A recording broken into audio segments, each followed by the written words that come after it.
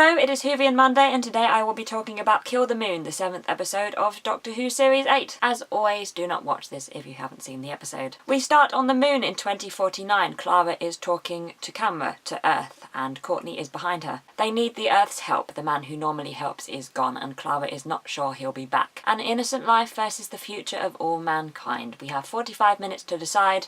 Credits. Then we're back at Coal Hill School, and the Doctor and Clara are walking down a corridor talking about Courtney. She has been using his psychic paper as fake ID. Courtney has said that the Doctor has told her that she isn't special, and she has gone off the rails. They enter the TARDIS and Courtney is already there. She is prepared in case she is sick again. She has travel sickness tablets and cleaning fluid. Clara says they won't be needed as Courtney isn't doing any travelling. She wants the Doctor to tell Courtney that she is special. The Doctor asks if Courtney wants to be the first woman on the moon. Is that special enough for you? And then they take off. Against Clara's wishes. They leave the TARDIS in those well-known orange spacesuits. They are in a recycled space shuttle in 2049. It has gravity and 100 nuclear bombs. It lands on the moon.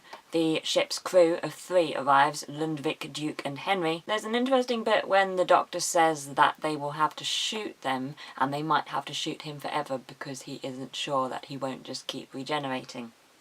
Interesting. The Doctor says that there is more gravity than there should be because the moon has put on weight. This must have also affected things back on Earth. Lundvik is there to blow up the moon because isn't that what we do to aliens? They step out onto the moon's surface. Courtney says the immortal words that we all know. One small thing for a thing. One enormous thing for a thingy thing. And she takes pictures with her phone.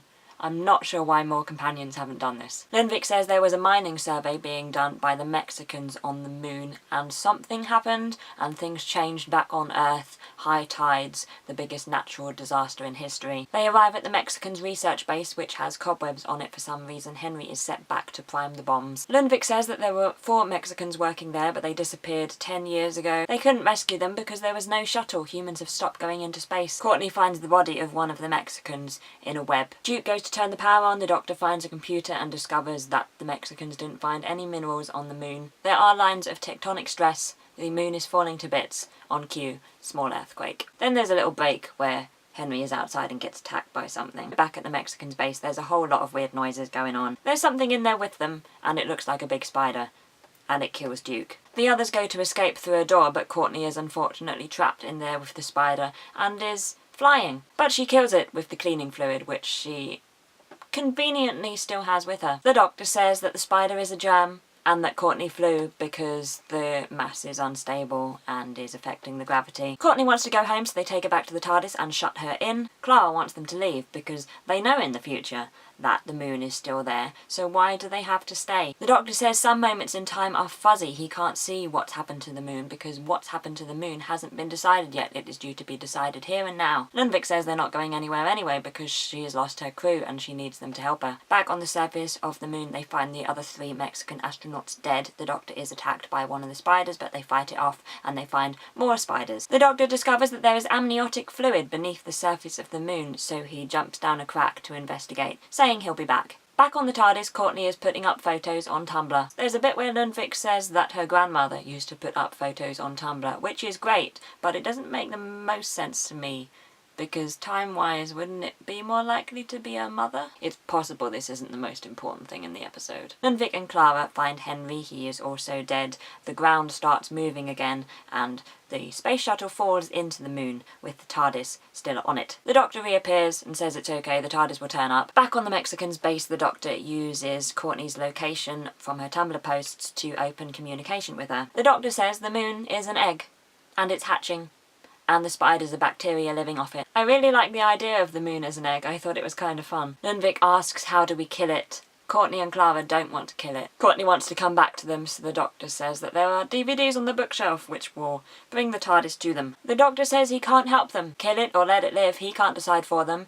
It's your moon, womankind. It's your choice. I like that line very much. The TARDIS arrives, Courtney arrives, the Doctor leaves in the TARDIS. He leaves them there, despite Clara's protestations. And then Lundvik, Clara and Courtney discuss what they are going to do. Lundvik sets a timer on the detonator so it will go off in an hour unless they change it or the Doctor arrives. I loved this scene with the 3 female characters discussing the moon. It was my favourite of the episode. It was a bit of a change for Doctor Who and I loved it. Ground control contacts them saying that things are bad on Earth. Clara asks if they can broadcast using that signal. And she does. She broadcasts back to Earth and asks them what to do. If they want them to kill the creature, then they should turn their lights off, and if they want to let the creature live and take their chances, then they should keep their lights on. With less than 5 minutes to go, all the lights are off. Decision made, but Clara aborts the detonation just before it goes off. The Doctor reappears and takes them away in the TARDIS. They go to a beach where they can watch the moon hatch. All that happens is the chick flies away, the shell disintegrates, and the chick leaves a new moon in its place. It laid an egg. The Doctor says that humankind will now start exploring the universe because they have been inspired by this spectacle in the sky. The Doctor, Clara and Courtney leave, and Courtney goes to double geography. And then there is a massive showdown between Clara and the Doctor. Clara is very, very mad at him. She feels betrayed. She doesn't know why he left her. She thinks that he might have known what was going to happen. She tells him to go away, to go far away, and then she leaves. I found this scene so heartbreaking.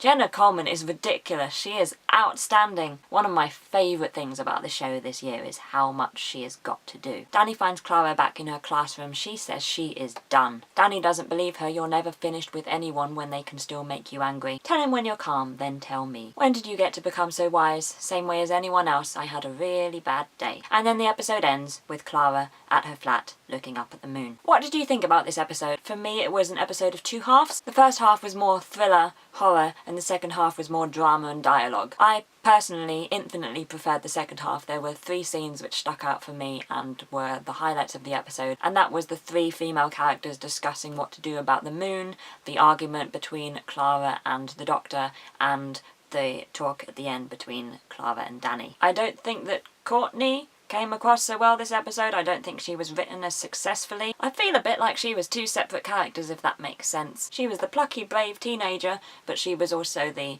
annoying hindrance child type thing. I think as a character she probably is actually both of those things, to be fair, but I don't think they were meshed very well together. She was less of a complex layered human and more of 2 people inhabiting one body. Also, the plot felt a bit like it had a few holes in it. It wasn't riddled with holes, but it had a few holes in it. For instance, how did the hatchling lay an egg? And why did the gravity go in that one scene with Courtney, but it was completely stable the rest of the episode? What did we think about Clara's argument with the Doctor? Did she overreact? Was she completely justified? I can see where she was coming from, definitely. He was ignoring her a lot this episode. She said she didn't want Courtney to travel. He took her travelling. She wanted to keep Courtney out of danger. He put her in danger. She didn't want him to leave. He left. She didn't like being manipulated. She didn't like being put in that position. But then the Doctor has pulled stuff like this before. This isn't the first time we've seen him manipulate others into doing something. This isn't the first time we've seen him leave. I think just this time pushed her over the edge. It was too much stress. It was too much responsibility. Clara likes to be in control. She likes to be in charge, but the Doctor took control away from her by putting her in charge. He's not at all human, this one. Some people won't like that. I do. He doesn't think you're special because you're born, you exist, that's all you have to do. He thinks you're special because you do stuff. You achieve things. Plenty to think about in this episode. I'd be very interested to hear your thoughts. Right, so the next episode is Mummy on the Orient Express. It is written by Jamie Matheson, directed by Paul Wilmshurst again, and guest starring Frank Skinner, Foxes and David Bamber. That's a pretty great guest cast. Synopsis time. Aboard the most beautiful train in history, speeding among the stars of the future, a legend is stalking the passengers. Once you see the mummy, you have 66 seconds to live. No exceptions, no reprieve. As the Doctor races against the clock to defeat this mythical foe, Clara sees him at his deadliest and most ruthless, and finally realises she's made the right decision, because this is their last adventure. It's time to say goodbye to the Time Lord. So that's that for this week's Whovian Monday. I hope you have a good day and see you tomorrow.